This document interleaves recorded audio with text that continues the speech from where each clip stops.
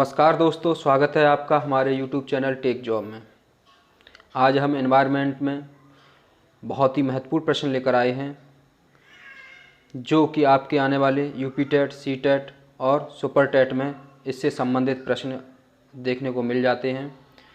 जो UP TET में तो इसका पूरा पोर्शन 30 नंबर का है, तो इसको ध्यान में रखते हुए ये बहुत ही महत्वपूर्ण सीरीज़ चलने वाली है और इससे संबंधित हम 500 क्वेश्चनों की ऐसी सीरीज लाएंगे जो इससे बाहर आपका कहीं नहीं जाएगा। यदि आप हमारी ये पूरी सीरीज़ देखते हैं तो आपको 30 में से 28 नंबर लाने से कोई नहीं रोक सकता है। तो चलिए स्टार्ट करते हैं। हमारा आज का पहला प्रश्न, विश्व मौसम विज्ञान संगठन की स्थापना कब हुई? तो विश्व मौसम संगठन की स्थापना 23 मार्च 1950 को हुई, जिसका मुख्यालय जो है जेनेवा में है। हमारा अगला प्रश्न है, विश्व पर्यावरण दिवस कब मनाया जाता है? तो विश्व पर्यावरण दिवस जो है इसका सही आंसर है 5 जून को मनाया गया और इसका अभी हाल ही में जो है हमारा विश्व पर्यावरण दिवस मनाया गया था। हमारा अगला प्रश्न है, पहली बार विश्व पर्यावरण दिवस कब मनाया गया? तो किस वर्ष मनाया गया? तो सबसे पहले हमारा जो विश्व पर्यावरण दिवस था 1974 में मनाया गया था। ये थोड़ा मिसप्रिंट हो गया है।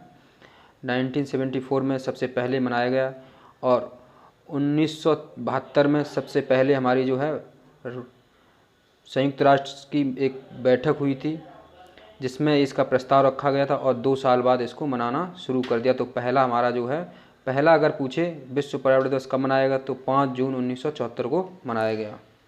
हमारा अगला प्रश्न है, पारिस्थितिकी तंत्र की संकल्पना किसने दी? तो इसका सही आंसर है टॉन्सले हैं, एजी टॉन्सले इनका पूरा नाम है। हमारा अगला प्रश्न है, पारिस्थितिकी निश्चय आला की संकल्पना किसने दी? तो इसका सही आंसर है जोसेफ ग्रीनल। हमारा अगला प्रश्न है, भारत में पर्यावरण संरक्षण अधिनियम किस वर्ष पारित हुआ? तो इसका सही आंसर है 1986 में। ये बहुत ही महत्वपूर्ण प्रश्न है, इसको थोड़ा डबल स्टार लगा लीजिए क्योंकि ये बहुत बार हमारे यूपी टेट में अब पूछा गया है। हमारा अगला प्रश्न है, हरित विकास ग्रीन डेवलपमेंट एक पुस्तक है जिसके लेखक WM एडम्स हैं। हमारा अगला प्रश्न है, सौर विकिरण की सबसे महत्वपूर्ण भूमिका किस चक्र में है? तो सौर विकिरण जो रेडिएशन है उसकी महत्वपूर्ण भूमिका जो है जल चक्र जो है हमारा है उसमें महत्वपूर्ण भूमिका निभाता है। हमारा अगला प्रश्न है, राष्ट्रीय पर्यावरण अभियांत्रिकी शोध संस्थान, इसको हम नीरी बोलते हैं, कहाँ पर अवस्थित है? तो इसका मुख्यालय जो है नागपुर महाराष्ट्र में है और जो नीरी जो है इसका फुल फॉर्म है national environmental engineer research institute. इसकी स्थापना 1958 में हुई थी, 1958 में हुई थी और इसका मुख्यालय नागपुर में स्थित है।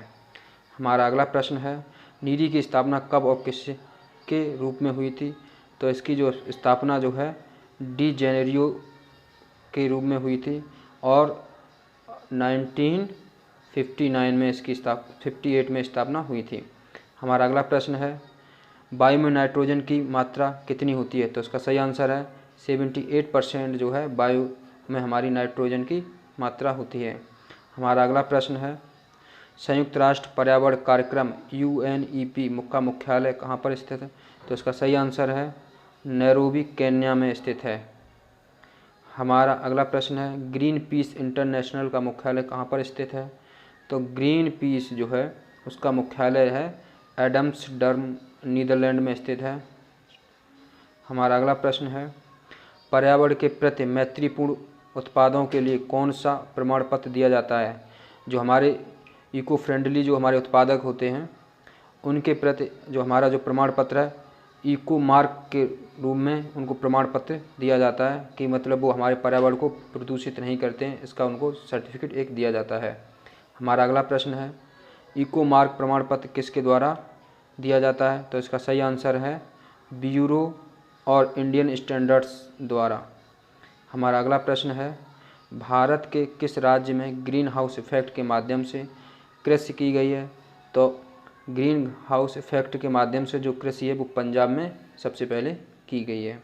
हमारा अगला प्रश्न है, समुद्र में भीतर उत्पन्न होने वाले भूकंप से कौन सी आपदा उत्पन्न होती है? तो इसका सही आंसर है सुनामी। सुनामी जो है हमारे जो समुद्र के अंदर जो कंपन उत्पन्न होता है, जो प्लेट्स जो आपस में थोड़ा खिसकती हैं, जिसके माध्यम से कंपन उत्पन्न होता है, वहाँ से सुनामी उठती हैं। हमारा अगला प्रश्न है, एक मनुष्य के जीवन को पूर्णतः धारणीय करने हेतु पर्याप्त न्यूनतम भूमि को क्या कहा जाता?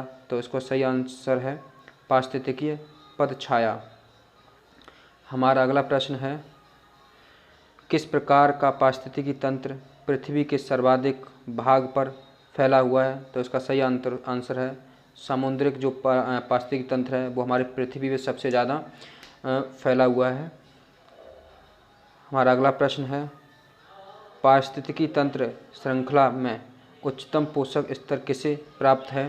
तो उसमें सर्वाहारी जो हैं उनको सबसे ज़्यादा फूड श्रृंखला जो हमारी है, पारिस्थितिकी तंत्र जो श्रृंखला है, उसमें सबसे ज़्यादा उनको खाने की चीज़ें मिल जाती हैं जो सर्वाहारी लोग होते हैं। हमारा अगला प्रश्न है, समुद्री वातावरण को मुख्य प्राथमिक उत्पादक कौन होता है? तो समुद्र के अंदर जो प्राथमिक जो उत्पादक होते हैं उनको फाइटोप्लैंक्टन्स कहते हैं। हमारा अगला प्रश्न है, पर्यावरण शत्रु या पर्यावरण आतंकवादी पौधा कौन सा? ये भी बहुत ज़्यादा यूपी टेट में पूछा गया है, कई बार आ चुका है। यूकेलिप्टस है, क्योंकि इसके द्वारा हमारी जो भूमि है वो बंजर हो जाती है, पानी का सबसे ज़्यादा अवशोषित करके उसको एवोप्रेशन करते हैं, तो इसके माध्यम से हमारा जो पानी जो हमारा भूमिगत जो जल का स्तर है वो गिरने लगता है और ज़मीन वहाँ की बंजर होने लगती है, इसलिए इसको पर्यावरण का आतंकवादी या शत्रु कहा गया है। हमारा अगला प्रश्न है, दो भिन्न समुदायों के बीच का संक्रांति क्षेत्र क्या कहलाता? इसको इकोटोन कहते हैं। हमारा अगला प्रश्न है, पृथ्वी पर सर्वाधिक स्थायी पारिस्थितिकी तंत्र कौन सा है? तो वो महासागर है। महासागर में एक स्थायी सबसे बड़ा पारिस्थितिकी तंत्र होता है। हमारा अगला प्रश्न है, पारिस्थितिकी तंत्र में तत्वों का चक्रण किस नाम से जाना जाता है? तो उसका सही आंसर है जैव भू रासायनिक चक्र बोलते हैं इसको। हमारा अगला प्रश्न है, एक किस आंदोलन का नारा है पारिस्थितिकी स्थायी मितव्ययिता? तो इसका सही आंसर है चिपको आंदोलन, जिसने सुंदरलाल बहुगुणा ने उत्तराखंड के अंदर चलाया गया था पेड़ों को बचाने के लिए। हमारा अगला प्रश्न है, भारतीय संसद ने जैव विविधता अधिनियम कब पास किया? तो इसका सही आंसर है 11 दिसंबर 2002 को जैव विविधता अधिनियम जो है भारत के अंदर पारित किया गया था। हमारा अगला प्रश्न है, गिद्धों की संख्या में आई भारी कमी का कारण कौन सा रसायन है? तो जिसके माध्यम से गिद्धों की संख्या में गिरावट आने लगी, वो मरने लगे, वो विलुप्त कगार पर पहुंच गए, तो इसका जो रसायन है जो डिक्लोफेनेक सोडियम है नाम का एक सोडियम है, जिसको उनको भारी नुकसान हुआ, जो कि एक दवाई है जो पशुओं में लगाई जाती थी, और पशुओं को जब मरने के बाद जब पशु खाते उसको, हमारे गिद्धों ने जब उसका मांस खाया तो उनकी मृत्यु होने लगी, उसके लिए हानिकारक सिद्ध हुए। हमारा अगला प्रश्न है, इंडियन फ्लाइंग फॉक्स किस जीव की प्रजाति है? तो इसका सही आंसर है चमगादड़। तो ये थे आपके बहुत ही महत्वपूर्ण प्रश्न। तो चलिए आज की यही वीडियो समाप्त करते हैं, मिलते हैं अगली वीडियो में, तब तक के लिए नमस्कार, जय हिंद।